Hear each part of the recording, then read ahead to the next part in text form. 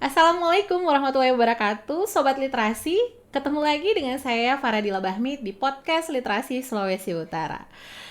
Senang banget hari ini Dila kedatangan tamu yang spesial tentunya. Karena menurut Dila ini penting banget, relate banget dengan hari-hari ini banyak terjadi hal-hal yang memang butuh untuk kita diskusikan bersama gitu ya. Kedatangan tamu hari ini seorang psikolog berprofesi sebagai psikolog klinis dan juga beliau ini adalah founder komunitas cegah bunuh diri, Kahana Monereh. Hai Kak, apa kabar? Halo Dila, akhirnya ya kita bisa ketemu ya. Akhirnya kita bisa ketemu. Betul. Dari sekian banyak janji-janji kita ya, Oke. yang belum terrealisasi Kak. Oke, Kak Hana, selamat datang di podcast Literasi Sulawesi Utara. Terima kasih sudah mengundang. Dengan senang hati Kak Hana. Karena judul kita hari ini itu kan detox digital ya. Nah, detox digital. Sebelum kita masuk ya Kak Hana ke judul kita hari ini, Dila pengen Kak Hana cerita sedikit dong. Kenapa Kak Hana memilih dunia psikologi klinis di tengah gempuran orang-orang yang pengen kerja itu ya jangan ngurusin orang gitu loh Kak. Betul. Oke, silakan Kak Hana. Ya, ini mungkin bicara awalnya kenapa pingin masuk sarjana Yes. psikologi ya. Yap. Jadi sebelumnya Dila, saya sempat kuliah di teknik arsitek Wow, di oke. Unsrat itu 2 tahun. Sudah masuk semester 4 ke 5 gitu. Wow. Dalam proses itu sih nggak ada problemnya, nggak ada masalah. Tetapi memang awal masuk kuliah itu saya pingin masuk kuliahnya fakultas psikologi. Oh, Tapi oke. zaman itu ya masih situasi yang belum membaik gitu. Akhirnya emang orang tua saya dan adik saya perempuan dua belum mengizinkan untuk keluar daerah. Iya, Dan akhirnya saya memilih masuk di Unsrat dengan fakultas teknik itu. Oke. Nah, lewati proses saya suka baca ya, ini kita bicara literasi. Yes. Waktu yes. SMA karena saya anak asrama. Gitu. Oke. Saya anak asrama Yeah. ya, aktivitas pastinya banyak di asrama, tapi kita akan menggunakan buku juga sebagai teman kita Yeah, gitu ya. betul, Saya betul, suka betul. baca tentang chicken soup. Oke. Nah, mungkin Iya, dari iya, dia sama iya. teman-teman Iya, mungkin sobat pernah literasi. dengar gitu ya, Benar. atau pernah membaca. Jadi saya suka membaca tentang true story. Jadi kan tentang cerita-cerita orang tentang kehidupannya, dan itu kan banyaknya di luar negeri. Yes, Nah, dari yes. situ saya mungkin wah kayaknya ini ya, maksudnya memahami seseorang itu kita tidak bisa melihat hanya dia dari saat ini, Iya. tapi ada prosesnya. Betul, gitu. betul, Nah, betul. ini juga sih bukan hanya dari background dari baca buku. Ibu saya guru bimbingan konseling. Oke, Gitu ya. baik. Menurun Nah, banget iya, ya. betul. Relevan banget nih dengan Benar. akhirnya pilihan Kahana Benar. hari ini. Oke. Nah, jadi waktu saya masih usia remaja, saya pernah membaca journaling dari siswa-siswa. Dibawa ke rumah gitu kan. Saya membaca curhatan mereka, Oke. mereka tulis gitu. Nah, mungkin ya energinya orang tua kan ke kita bisa gitu ya. betul, Nah, betul tapi sekali.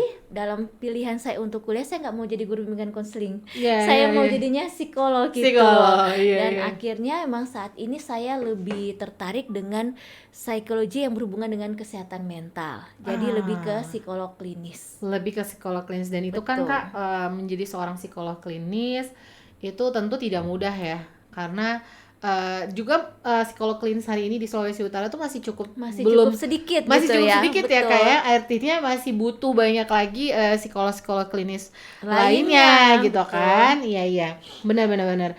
Dan memang juga itu PR banget Dila juga sebenarnya, dengan background psikologi juga ya Kak ya. Masih mau lanjut gitu ya. Kayak Kahana aja deh yang di urusan klinis. Tetap ya.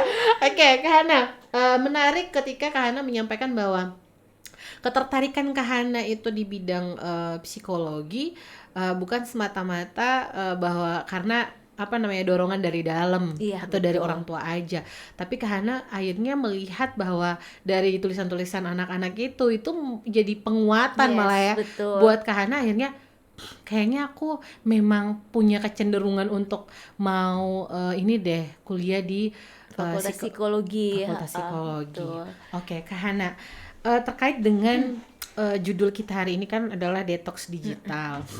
Banyak sekali tentunya hari ini yang kita lihat gitu ya Kak ya, beberapa kasus yang terkait dengan bunuh diri misalnya, atau terkait dengan bagaimana akhirnya anak-anak jadi keterlambatan bicara, atau orang tua anak jadi tantrum, mudah tantrum, atau misalnya Gen Z lah Kak, tidak mampu mengelola emosi, gampang dikit-dikit healing, tiba-tiba hilang, maybe Healing dan hilang gitu ya. Iya, healing dan hilang gitu, atau banyak yang akhirnya overthinking. Itu kan sebenarnya bukan kita menyalahkan media sosial ya, bukan kita menyalahkan wadahnya, tapi kan ini seperti apa yang harus dilakukan atau disikapi oleh teman-teman ini gitu Kak. Nah, bagaimana sih media sosial ini kemudian kalau yang Kak Hana lihat ya mempengaruhi kesehatan mental, baik mungkin positif dan negatifnya gitu Kak. Yang tepat sebenarnya seperti apa sih mendetoks dari digitalisasi ini, seperti apa? Oke, ya. Kita melihat media sosial berarti kita dalam kondisi era modern dong. Betul. Ya dulunya kita nggak punya media sosial ya gitu, agak sulit kita berinteraksi, agak sulit kita mencari sesuatu. Tetapi dengan media sosial ada positifnya dan negatifnya. Media sosial tidak salah, tapi bagaimana individu ya, termasuk saya juga gitu ya Dila, kita juga menggunakan itu dengan bertanggung jawab, bermanfaat buat diri kita. Nah ini akan bicara tentang personality kita, cara kita merespon sesuatu yang kita lihat atau kita gunakan dalam media sosial. Ketika berdampak positif, berarti kita akan menggunakan media sosial ini untuk hal-hal yang baik. Nah, namun ketika kita mungkin pemikiran kita bahwa media sosial ini menjadi sesuatu yang negatif, itu kan perspektif kita. Ibaratnya pakai istilah, kalau kamu nggak kuat mental, jangan bermain di medsos. Yes. Ya kan, ketika kamu posting sesuatu, apakah mental kamu kuat nggak untuk dengan netizen itu yang kita nggak bisa stop gitu ya. Nah, karena ya kembali lagi mereka punya haknya. Tetapi sebagai pribadi kita punya hak juga untuk melindungi diri kita dengan memberikan batasan apa yang bisa kita posting di media sosial, apa yang bisa kita scroll, kita lihat di media sosial, ini akan berpengaruh ke tubuh kita. Jadi apa yang kita lihat gitu, apa yang kita dengar di media sosial itu tanpa disadari oleh individu gitu, itu ada sebuah energi di unconscious kita, itu ada energi yang masuk ke tubuh kita. Jadi kalau kayak kita lihat dengan hal yang baik, berarti akan memberikan energi yang baik atau positif. Tapi kalau kita scroll dengan hal yang negatif gitu ya, atau pemikiran kita dengan kenapa ya dia handphonenya ganti-ganti ya, kenapa dia healing terus ya gitu ya. Nah kita membandingkan, berarti kita memberikan energi yang negatif ke tubuh kita.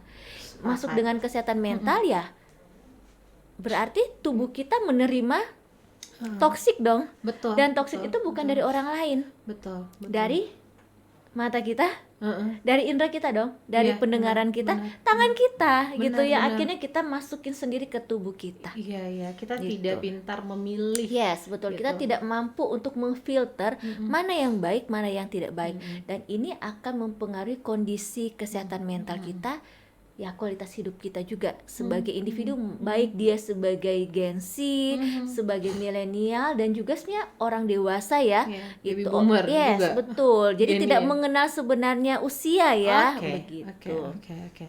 Nah kan, tapi Kak, benar, saya sepakat banget bahwa pemilihan media sosial, pemilihan konten dalam hal ini itu sangat mempengaruhi cara berpikir kita, sangat mempengaruhi tindakan kita juga, perilaku kita sangat berpengaruh. Namun di era sekarang itu kan Kak, yang paling mudah sekali terpapar itu karena mungkin mereka lahir sudah langsung digital native gitu itu adalah Gen Z kan, dan Gen Alpha ya hari ini. Itu banget mereka yang kayak mudah banget. Nah, itu seperti apa Kak Hana melihat hal ini gitu? Betul. Ya, ini kita bicara generasi yang di bawah Gen Z Alpha. Ibaratnya gini ya, dulu ketika anak itu baru lahir, cari pendeta, cari ustadz, cari orang-orang keluarga doain ya gitu. Tapi sekarang apa yang terjadi? Ada kuota nggak? Gitu Oke, foto dong gitu. Omanya yang di kampung langsung tahu, wah cucunya sudah lahir gitu. Berarti orang dewasa memberikan dia stimulus awal terpapar dong dengan dengan gawai, gadget, iya, ya kan, iya, baru iya. kemudian dengan media sosial Iya, gitu. iya, iya. Terus ketika dia mulai bertumbuh berkembang, yang terjadi di luar sana yang tadi yang Dila katakan Iya. banyak yang speech delay karena Iya. saya juga di rumah sakit gitu. Iya, benar. Dengan instannya orang tua mengatakan saya punya tugas yang lain supaya dia bisa diam, oke, mendingan saya kasih ini. Dulunya kita nggak ada ini, kita bisa bermain dengan teman-teman. Orang tua, oma, opa akan cerewet untuk halo gitu kan. Iya, Nah, tapi iya, sekarang iya. apa? Yuk nonton ya Iya, gitu. iya, Iya, iya, gitu. iya, Yang penting iya, kamu iya, tenang iya, ya iya, gitu. iya. Nah, orang tua memiliki perspektif bahwa anak saya tidak apa-apa, lebih baik dia diam saja gitu. Sedangkan anak ini dia akan bertumbuh berkembang dan ketika di fasenya dia bicara, yang muncul adalah apa? Speech delay. Speech delay ini cukup tinggi. Yes. Cukup tinggi di Sulawesi Utara, Kak. Betul. Nah, banyak Oke. anak-anak yang kami terapi juga. Ketika kami mundur ke belakang di asesmen, ternyata latar belakangnya adalah dengan penggunaan gadget yang kurang bertanggung jawab dari parentsnya, dari orang tuanya, dan akhirnya mengalami speech delay. Anak malahan dia bisa berbahasa Inggris dengan lancar, tapi sulit untuk berbahasa Indonesia. Yang salah siapa? Iya, nggak mungkin anaknya Ya ya. kan, nggak mungkin kan? Berarti orang tuh mengiyakan dong dia dengan distimulus lebih banyak di situ Iya, gitu. sementara Sedangkan kita dia di tinggal, Indonesia. iya masih di Manado juga Iya, gitu. iya, Jadi iya, ya iya. stimulus itu kembali lagi dari orang dewasa termasuk orang tua. Iya, dan sebenarnya kan orang tua tuh kadang-kadang begini. Saya juga ini juga karena mengelola PAUD juga ya, Kak. Betul. Banyak juga orang tua yang kayak, anak saya nih keren nih kalau bisa bahasa Inggris. Benar. Oke, bahasa Inggris nggak apa-apa. Tapi ingat bahwa dia akan mudah untuk menjadi korban bullying. Ya. Karena belum tentu di circle-nya dia itu adalah teman-teman yang dia juga menggunakan. Oke, kalau di sekolah ya. Tapi di rumah, di lingkungannya itu aku menemukan beberapa teman-teman anak-anaknya juga akhirnya begitu, Kak. Karena orang tua merasa bahwa anaknya itu harus yang kayak sekolah internasional, ya baik gitu. Tapi juga anak harus diajarkan bahasa ibunya. Iya, benar. Sehingga Bahasa sehari-hari ya. sehingga dia kayak mampu gitu kan, Kak, untuk bersosialisasi di lingkungannya. Menarik. Tadi kembali lagi ke Hana. Dila tuh penasaran. Sebenarnya kan hari ini tuh banyak banget generasi Z lah, kita bicara soal generasi Z, milenial Z gitu ya. Banyak banget yang kayak dengan perkembangan digital saat ini itu memudahkan mereka mengakses segala memudahkan orang lain ya, memudahkan orang semua untuk mengakses informasi. Di tengah arus informasi yang luar biasa obesitas ini, bagaimana caranya Kak Hana melihat dari sisi psikologinya, bagaimana Kak Hana melihat cara mereka untuk bisa memilah dan memilih informasi sesuai dengan kebutuhan mereka? Oke. Ya, kita bicara tentang Gen Z ya. Iya, Kak. Gen Z ini positifnya mereka yang kreatif. Yes. Gitu ya. Saya selalu mengatakan banyak hal baik dalam diri mereka gitu ya. Oke, tetapi ketika kita tidak mendampingi mereka, akhirnya mereka lost. Gitu, lost control gitu ya. Nah, karena saya selalu membuat sebuah ilustrasi bahwa Gen Z ini adalah di atasnya dari milenial. Berarti membentuk mereka adalah di atasnya dong gitu ya. Nah, terus kemudian fasilitas, dulunya kita hanya pakai 3310 sulit banget gitu ya. Nah, akhirnya kan ada media yang lain lagi yang lebih canggih gitu. Namun kita tidak mendampingi mereka gitu ya. Akhirnya ke kreativitas mereka kita kurang melihat hal positifnya, tapi kita lebih memberikan sebuah label mereka dengan hal negatif tersebut gitu ya. Nah, ketika mereka masuk dalam media sosial ini, ibaratnya kan aksesnya terbuka bebas. Oh iya, benar. Gitu ya. Nah, ini yang saya sering dapati, orang tuh sangat senang sekali kalau anaknya dalam kamar. Oke. Ya, padahal ada sesuatu yang menurut saya kurang sehat. Ketika anak itu harus di dalam kamar terus. Interaksi sosialnya. Karena di dalam kamar, gawai ini banyak hal yang bisa dia peroleh. Betul, sepakat. Gitu. Aku sepakat. Ketika dia tidak mendapatkan sesuatu yang dengan dunia nyatanya gitu, apalagi mungkin mohon maaf kasih sayang, bonding dari orang tua gitu, orang terdekat dia, ketika dia main dengan gawai ini, misalnya dia bermain dengan game gitu ya, ataupun misalnya dengan media sosial yang lain gitu, dan kemudian ada yang lebih care ke dia, perhatian. akhirnya di luar sana Dila banyak teman-teman kita, banyak adik-adik kita yang akhirnya menjadi korban kekerasan seksual, kekerasan psikis, benar ya kan? Iya. Lewat media sosial. Lewat media Kurang sosial. mampu untuk mengontrol emosi mereka, self control mereka kurang di situ. Itu akhirnya berpengaruh ke kondisi secara fisik dan juga kondisi secara mental. Iya, sepakat. Dan belum lama ini juga Dila lihat berita ya Kak ya. Ada 2 anak yang satu kelas 5 SD, satu kelas 6 SD. Mungkin karena sudah membaca mungkin berita ini. Itu tuh kena penculikan lewat dari media sosial. Karena akibat ini diduga itu bahwa orang tuanya tidak mengontrol penggunaan media sosial tersebut. Bayangkan sampai mereka bisa diculik dan bisa antar travel, itu kan luar biasa lost controlnya orang tua ya berarti ya. Dan banyak juga yang terjadi di Sulawesi Utara gitu ya. Mungkin ada yang terpublikasi, ada juga yang tidak gitu. Dan itu banyak sekali memang yang terjadi dan menjadi PR kita bersama, nggak hanya pemerintah sebenarnya ya, nggak hanya Kak Hana sebagai seorang psikolog, tapi juga ya memang peran penting masyarakat dan juga tentunya orang tua. Oke, Kak Hana bercerita tentang psikolog, tentang detox digital, artinya waktu yang akhirnya menurut Kak Hana ya ditinjau dari psikologi, waktu yang tepat untuk kita detox digital tuh kapan Kak? Ketika kita merasa apa? Nah, kita bicara tentang detox digital ini kan sebenarnya bagaimana diri kita sendiri ya memiliki kemampuan untuk mengontrol, membatasi dengan gadget ini kan banyak ya, selain handphone bisa juga dengan laptop gitu ya dan lain-lain. Untuk sementara waktu. Kalau ditanya waktu sebenarnya kembali lagi kapan kita akan memberikan waktu itu. Gitu. Jangan sampai akhirnya kita saya mau detox digital ya, akhirnya pekerjaannya terbengkalai gitu kan. Nah, ibaratnya kita bicara tentang kesehatan mental, kita cek lagi screening, ada bahasa psikologisnya kan bilang kita screening. Lihat lagi emosi kita bagaimana. Gitu. Oke. Apakah emosi kita masih dalam kondisi yang normal? Kondisi normal bagaimana gitu ya.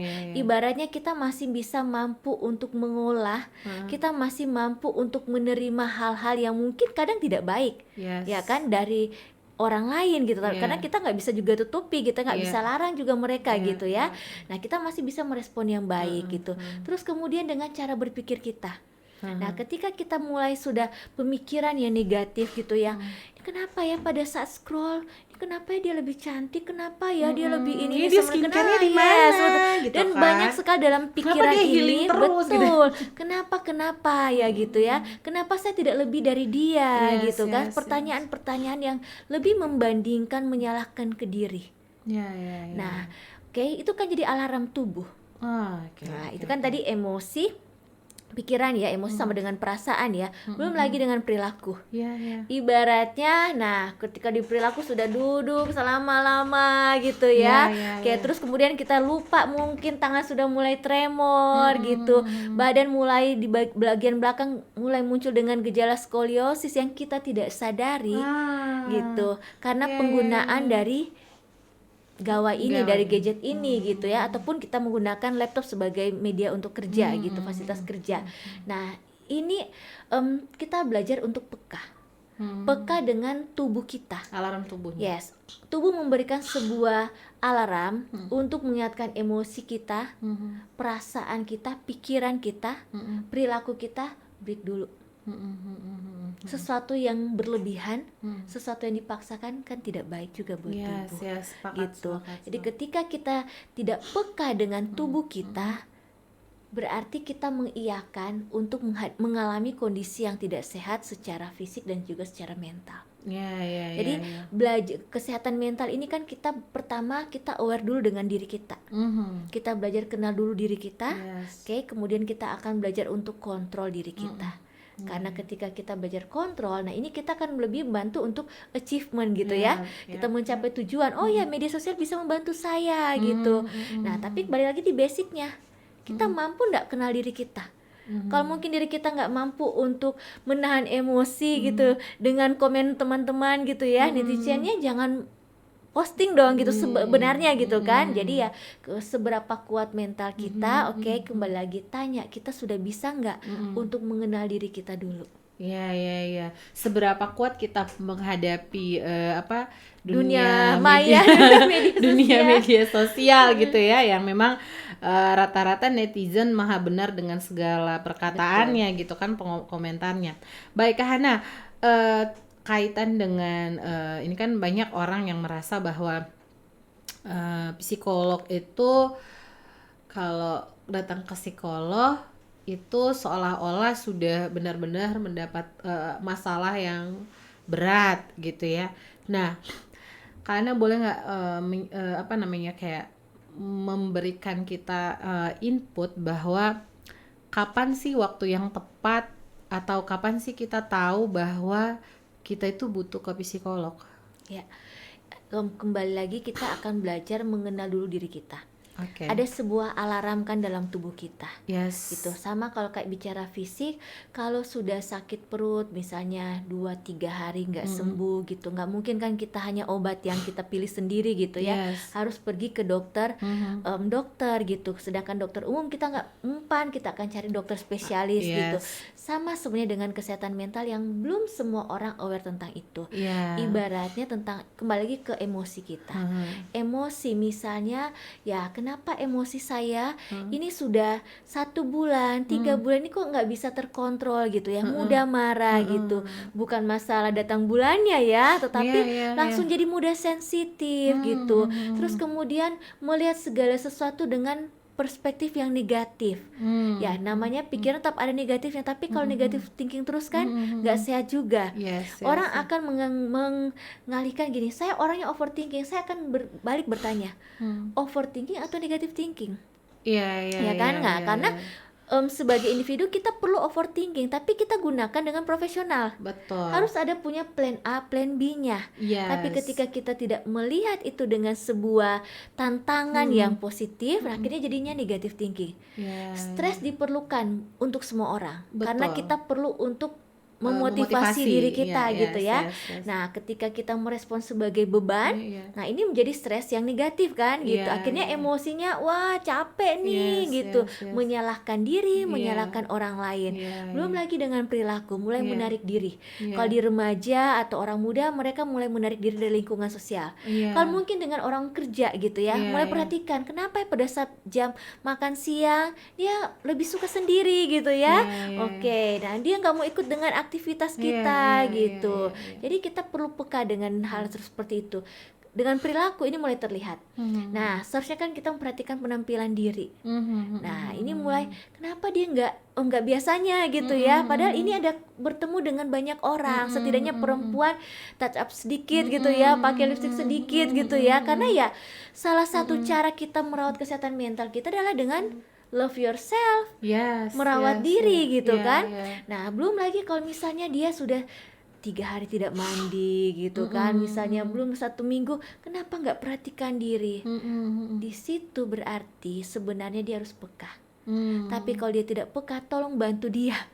Gitu kan, untuk ke layanan kesehatan mental. Nah, ini juga di kesempatan ini kata orang kan di luar sana psikolog mahal ya dilayani. Ini perlu mungkin saya ini klarifikasi. Layanan kesehatan mental itu bisa diperoleh dari layanan di puskesmas. Gunakan BPJS untuk mendapatkan layanan kesehatan mental ketika gejala-gejalanya kita mulai rasa. Tidur 1 minggu sudah nggak bisa tidur bagus gitu kan. Belum lagi sudah 3 bulan, kenapa jadi kayak nggak produktivitas, kerja menurun dan lain-lain. Ada something dalam tubuh kita. Tidak apa-apa untuk mendapatkan layanan kesehatan mental gitu. BPJS bisa fasilitasi tapi lewat rujukan. Dari puskesmas baru kemudian nanti dirujuk ke rumah sakit yang memiliki layanan ada psikolog klinis ataupun teman-teman psikiater. Ya ini informasi bagus banget Kak, karena memang di luar berkembang bahwa memang ke psikolog mahal gitu.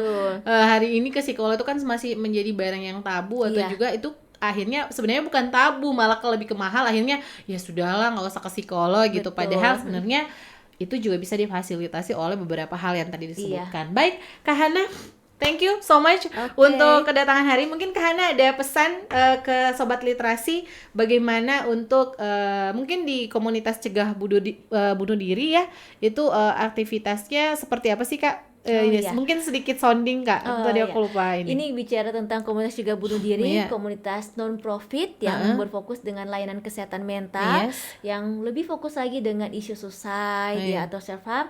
Di sini kami bisa mengajak teman-teman sahabat KCBD yang mau join, nanti bisa cek IG-nya ya Kak Lila ya, di komunitas cegah bunuh diri. Dan di sini mengingatkan bahwa kamu tidak sendiri, kamu berharga.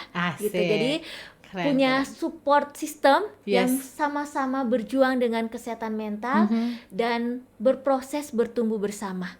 Gitu. Keren Kak Hana. Terima kasih banyak Kak Hana. Mudah-mudahan sukses selalu, dan kita akan ada kolaborasi juga ya nanti ya dengan KCBD di kegiatan Pesta Literasi. Oke, sekali lagi terima kasih Kak Hana. Sukses selalu untuk setiap kegiatannya, dan sampai jumpa kembali nanti. Saya harap ini bukan podcast kita yang terakhir, tapi akan terus berlanjut. Dan terima kasih untuk Sobat Literasi. Jangan lupa untuk subscribe, like, komen di podcast Literasi Sulawesi Utara. Sampai jumpa kembali dan bye-bye. Salam literasi. Gimana ya?